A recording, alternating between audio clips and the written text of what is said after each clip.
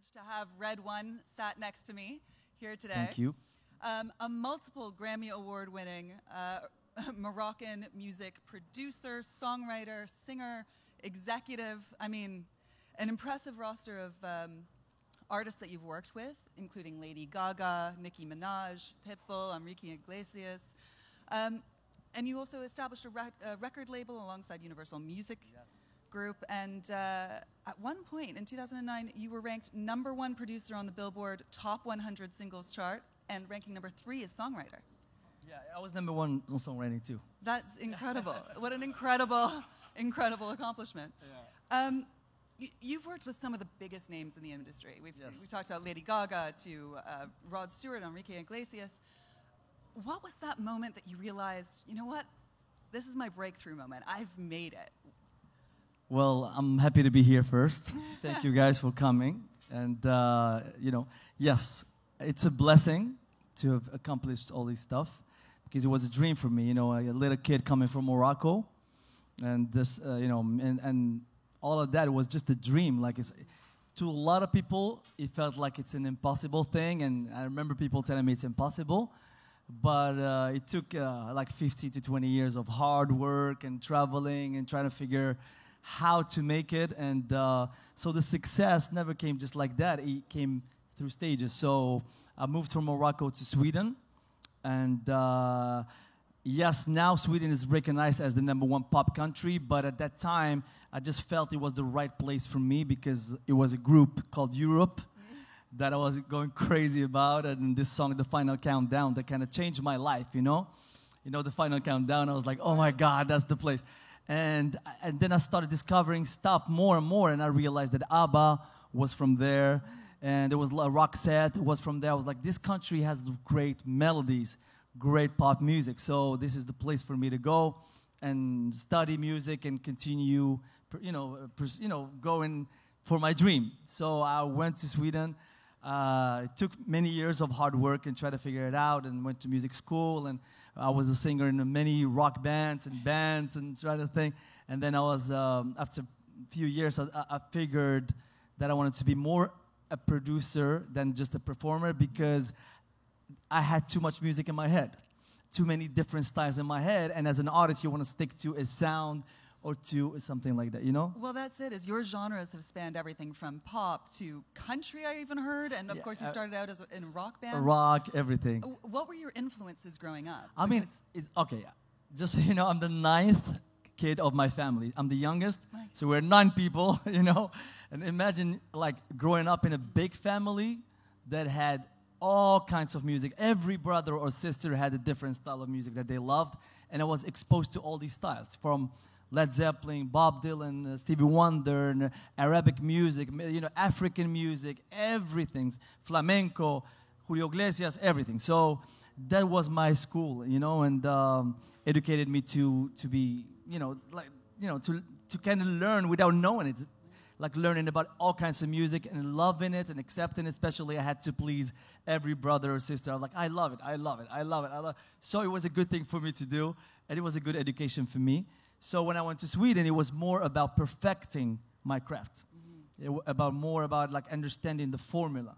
And so I became a producer, and it took me a few years, and after a little while, I had my hits in Sweden.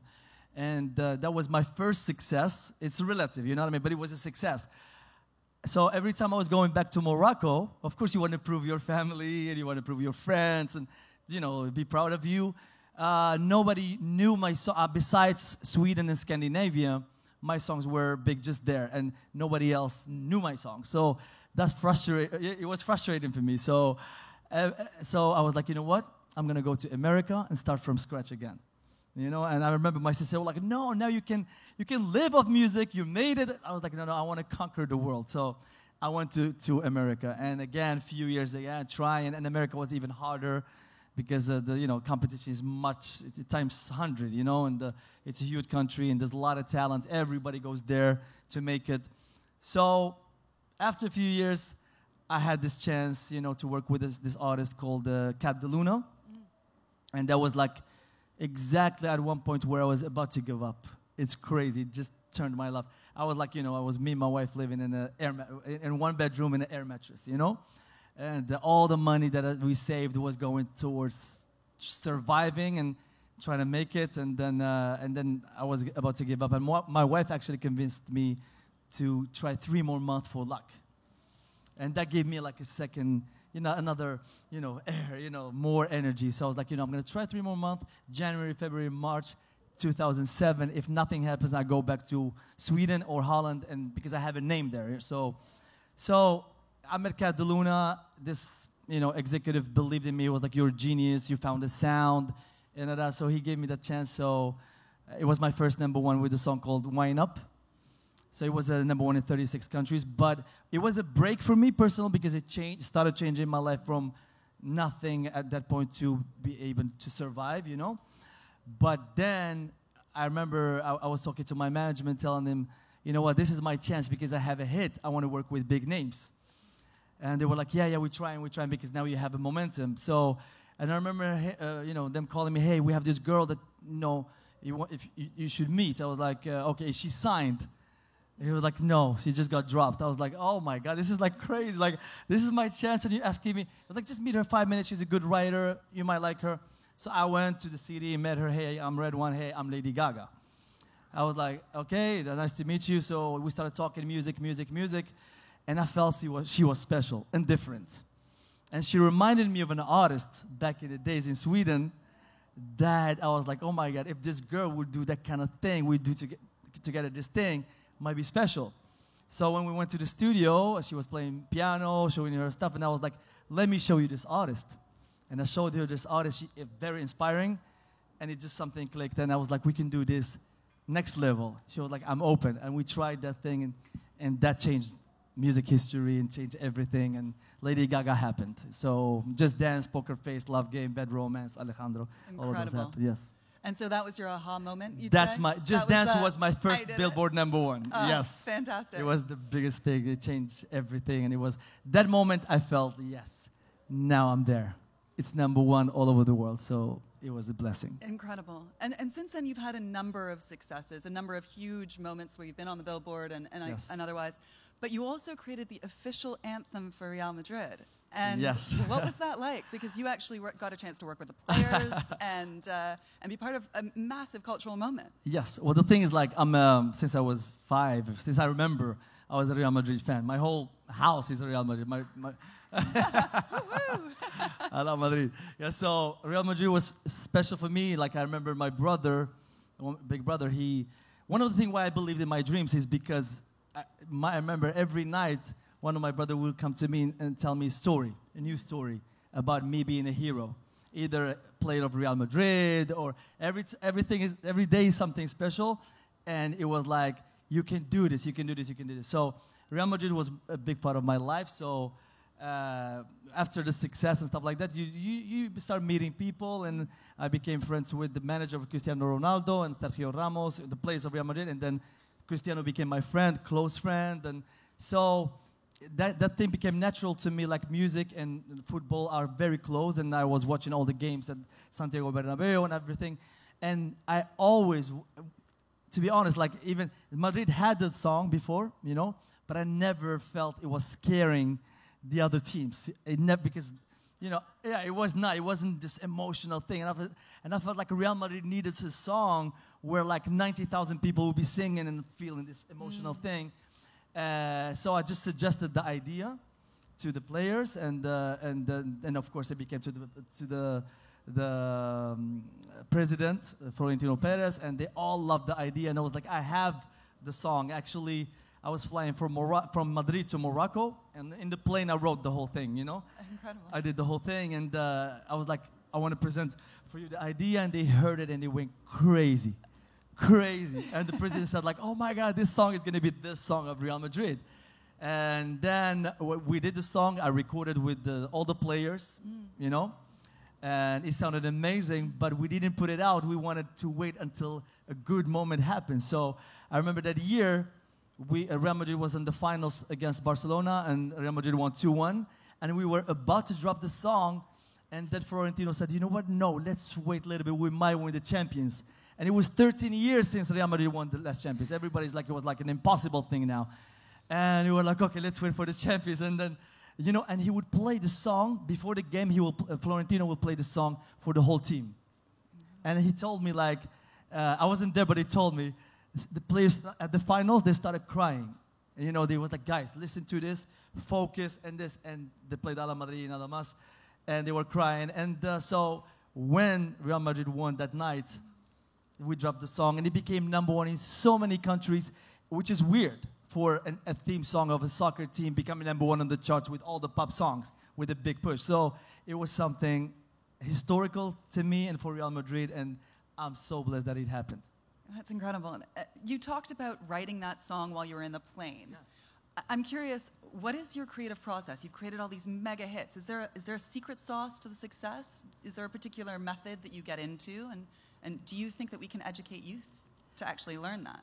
I mean, of course. I mean, there's a lot. This is a big question. It is a big question. Okay. My creative process is, as weird as it sounds, it is the truth. I hear, it's going to sound weird. I hear music. I hear it. So when I have something, when I get inspired by something and I think about like Real Madrid or Gaga or an artist or something, for some reason, the focus and the emotions go there, and I start hearing music. And even like when I'm in the studio, like my friends, and they'll be like, okay, he's coming up with something. When I get silent and start like looking up, it's so weird, but I start hearing music, and whatever I heard, I play. Sometimes it's good, sometimes it's great, sometimes it's okay, but that's my process. I hear music. Melodies, that's what I hear. So, and I hear the chords and everything, so I start putting that, and I have always my guitar. That's my instrument.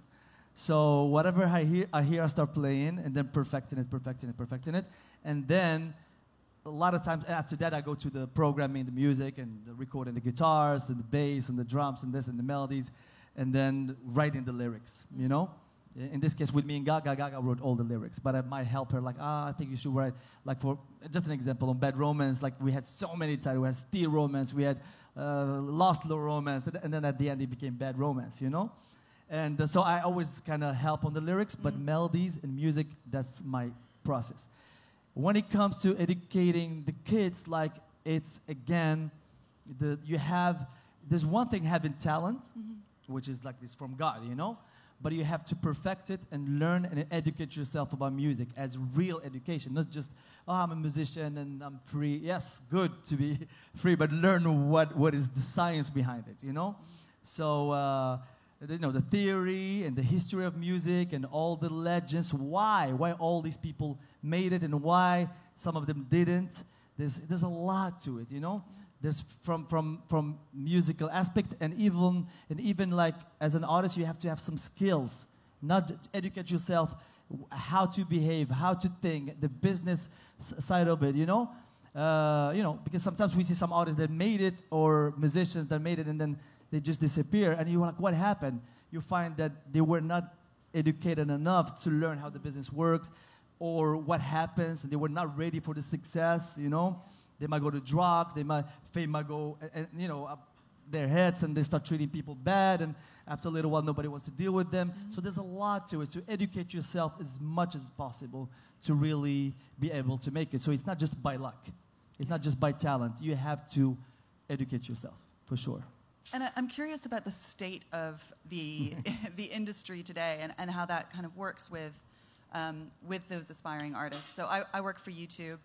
And YouTube provides a global platform for artists that are big megastars like yourself, but also the emerging aspiring artists. And I'm curious to ask you whether or not you think that is an opportunity for 100%. Aspiring artists. Absolutely. I wish YouTube. I mean, okay, my life happened the way it was supposed to happen, but for the kids now, they have a much better chance, you know, than we didn't have. I had to travel. I had to sleep on floors. I have to beg, I have to do things for a chance to happen, you know?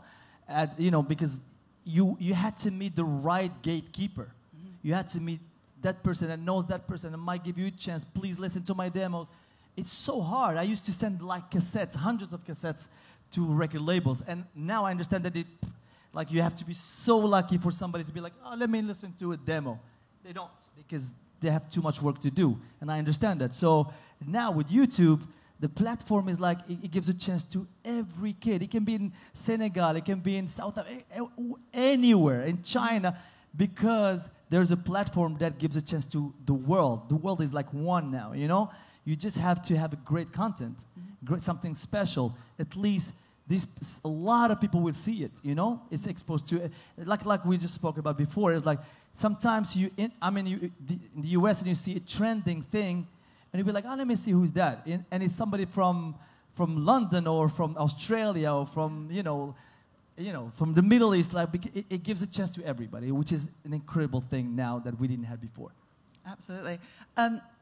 So speaking of YouTube, I want you to tell me about Boom Boom, which has 105 million views, is what I understand, on YouTube. And this is what you worked on with Daddy Yankee. Yes. And it's very special to you because you actually, you took this back to Morocco. Yes, yes. Yeah, it's special for me because this is my single as an artist, you know, producer artist. And I have Daddy Yankee, who's huge, he's the #1 reggaeton artist through history, who did Despacito. And French Montana, a rapper, you know, that's Moroccan and in America. And Dinah Jane, she's a part of a biggest group girl group in America, Fifth Harmony. So I did the song. It was special to me because I'm singing on it too, you know. But at the same time, I had this idea to do. It was like a dream for me because I'm from Morocco, and I wanted. Every time I go to Morocco, or for example, Enrique Iglesias is like he's like my brother. He comes to Morocco to visit me, and he loves it. And whoever comes to Morocco loves Morocco. No? You know? Loves Morocco. And I'm like, I want to share this feeling that I share with my friends with the world. Like, I want them to see how beautiful Morocco is. So I was like, I'm going to do a video in Morocco and bring this artist here and do the video with Moroccans and everything. And I was like, okay, I have the artist. What else I can do? This is something about education, how to promote yourself and stuff like that. I brought the biggest influencers in America, social media influencers. I was like, guys, would you like to go to Morocco and have fun and be part of my video? They were like, Morocco, absolutely. Like to travel and see another culture and stuff like that. So I brought like 60 influencers, and to Morocco, and we all flew there. We had a great time in Marrakesh, and we went from city to city to city, and we had a lot of fun. And in a way, at first, the idea was to film the video in Marrakesh, but there was a lot to Morocco. It's not just Marrakesh, so we filmed in a few places, and it was an incredible thing for me, personal. And the video is a success now. Already, like after a few months, it's 105 million views, and we're still working on it. And it feels really, really good as a Moroccan to showcase and it's a good song. That's huge. Thank you. So shortly, I'm going to come to the audience to take some questions. So do think up some if you do have. But I also want to chat to you a little bit about the foundation that you work on. So 7 years ago, you actually created the 2101 Foundation, and that is a foundation that works with disadvantaged youth to inspire them to pursue artistic endeavors and music. What motivated you to start that? I mean, it's just me, the person I am. I'm like, I want to give back, and I always want to help.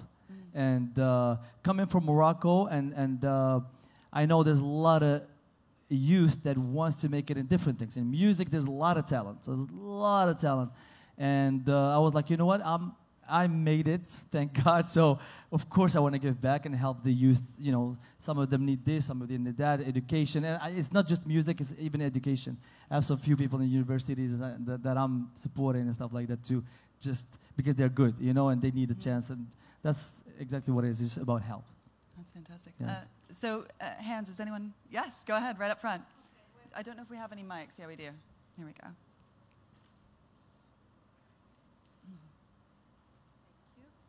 Well, it's an honor to speak with you, Radwan. I'm Thank a you. Moroccan also. Wow. And I traveled a lot, and I lived in the States, and I went back again to Morocco to teach, and then I'm back again to the States. Wow. But for me, you're an inspiration, and you just said it now, you're helping out also, and we need people, we need talent, we need stars like you, to give hope, and hope, appreciation also. Do you have any plans on going back to Morocco and doing something for our youth, and especially in education. We need people like you. We're proud of you, by the way. Thank you so much. Thank you. Well, I mean, I'm in Morocco all the time. Like a few months ago, I was there. I go to Morocco all the time, and I have my family there. So my brothers and sisters, they let me know what's going on, if somebody needs help. So they are my link in Morocco. But I'm in touch with Morocco all the time, with the government and everything. So yes, the plans to move to Morocco, I don't know yet, but I'm in touch all the time, and I'm always going to continue helping. This is like my number one focus. You're an and inspiration. honestly, thank you. And my goal in life, to be honest with you, like in a few years, I'm going to stop with doing music, and I'm going to give my 100% of my time to just helping people, because that's my dream. That's it. Wonderful. I swear. Wonderful. That's great news. Yes. Sorry for the search. Music production. I teach music production to high school students in California. If you were designing curriculum for them for what they need to know in the industry, what are some of the technological and musical skills you would hope that they would learn? I mean, like the thing when it comes to educating the kids, it's not just one thing. It's a lot of things. It's a science. What I mean? Like again, like I explained before, there's some artists that that are so talented, and for some reason they made it, because of whatever happened in their lives, and then they cannot maintain it. That's something that's lack of education, and the people around them, and they didn't educate themselves enough to be able to sustain. One of the people that is a good example is Enrique Iglesias, for example. He was educated with music a lot, with his dad, Julio Iglesias. So he's seen it all, and that guy for 20 years, he's still maintaining on the charts. Because he knows, he understands there's like a difference between being a star and being just a human being, a normal person who has regular friends, who does regular stuff, and not believing that I am that star and that's who I am now, and I'm not that other person. So there's a lot to it. It's plus, of course, the kids in your curriculum, you can teach them like not just the technical side of it, which is the music, programming, and the formula of how hits are made. There's a formula. It's not like keep it simple. There's maximum 3 ideas in a song that people have to remember. If you do 20 ideas because you have so many ideas in your head, people won't remember it. So there's a lot of things like that, but you have to teach them the other side of the business too. It's very important because so they can make it from A to Z. So I would do that, not just not just learning music, learning the business and learning, the emotional side of it, because I've seen a lot of things happen in this business that are not great, It always starts with a happy person and it ends with a miserable person. So that's very important to me. It's an issue that needs to be addressed to be able to help the kids maintain a sane life, Absolutely. Any other questions? One right here at the front.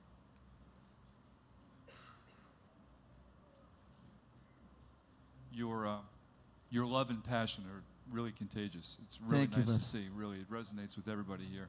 Thank you. I always wonder for people who are successful, and clearly you are extremely successful.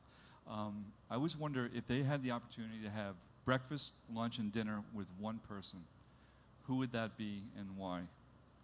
And the reason why I ask you that is because people who do so well in whatever they're doing, clearly music, it's you, it's because they have someone that either was a mentor or a family member okay, or so like somebody that's like you look up to, kind of that thing. you look up to, that you can just spend a day with, have conversation with them and learn from in some way.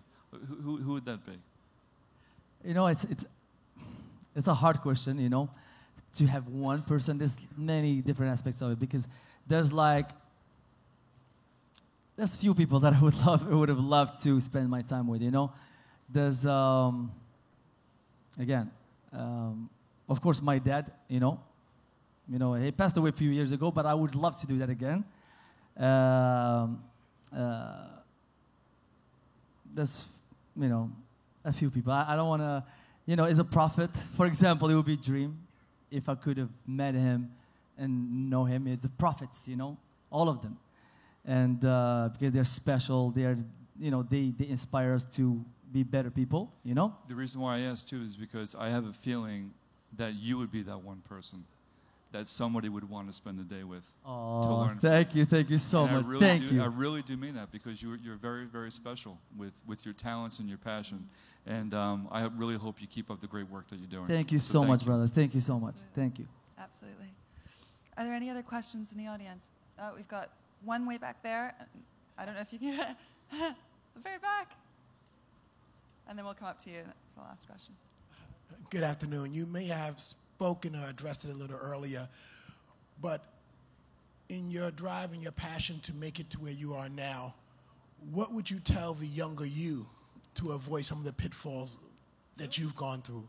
What would you tell the younger you in terms of advice, wisdom, guidance to get where you are now? So do you have any advice for younger kids, aspiring musicians? Yeah, well, I think I answered that question, but again, educate yourself with every aspect of the music industry, when it comes to the music theory, music education, and the personal side of it, the industry, the business side of it too, and look at examples that happen and just understand why things happen, and do your research every day, and you will learn a lot. They will learn a lot, So absolutely, education is key. Education. We've got one last question. Sure, go for it. Hi, my name is Flossie. I'm from Ghana. Thank you very much. It's such a pleasure. Thank you. My question is, for people in Ghana, the arts or pursuing music or something like that is not readily an avenue that the average person will go for, because people think, oh, well, it's just a talent thing and there's like a 1 in a million shot that you're going to make it. And people also don't value, they think of it more as like a hobby or something that doesn't really have a whole lot of value to them. So how would you go about like either changing mindsets or encouraging people in situations like that? So the biggest stars in music are those who don't have any other options. They didn't go to school and they just started rapping in their bedrooms and made it. Or people who are very, very rich and they don't have to work, so they're spending their time like painting or something. Well, this situation, thank you, but this situation is exactly how it was when I was growing up in Morocco, and I was like that one kid that was like, are you serious? Are you going to really pursue music? And I was like a crazy guy, like, yes, and I will make it, Like I have one of my friends, he's my best friend here. He remembers when we were kids, that I was the only guy with all our friends with the guitar everywhere I went. And he remembers, I was like, he tells me stories that I kind of forgot, but he was like, I'm going to win a Grammy, I'm going to win this, I'm going to do this. So you have to be, at that time, I was like kind of crazy, but I made a change, A lot of, now music in Morocco is incredible. Like the youth are believing in themselves, and you see a huge change. There's a business. People are making money off music. And I understand it's maybe early in Ghana, but it takes for those believers to believe in themselves and to do what it takes to take it all the way for people to understand that this is a business. It's like everything else. It's like soccer. It's like, of course, I'm always 100% when it comes to education, to learn to be a doctor, lawyer. This is important to educate yourself, for sure. But if you have a talent that's like special talent, you have to go all the way and try your best and believe that you can make it and do whatever it takes to go there. And once you make it, you will make a change in your country. And I think it takes for the believers in everything, not just in the music or in everything. It takes a believer and a hard worker to do it, to change culture, So thank you so much. Thank so you. Self-belief and education, 100%. that is the message to the future. Absolutely. Thank you so much for joining us today. Thank you. It's been really inspiring to have you. Thank you for having me. Thank you. Thank you. Pleasure.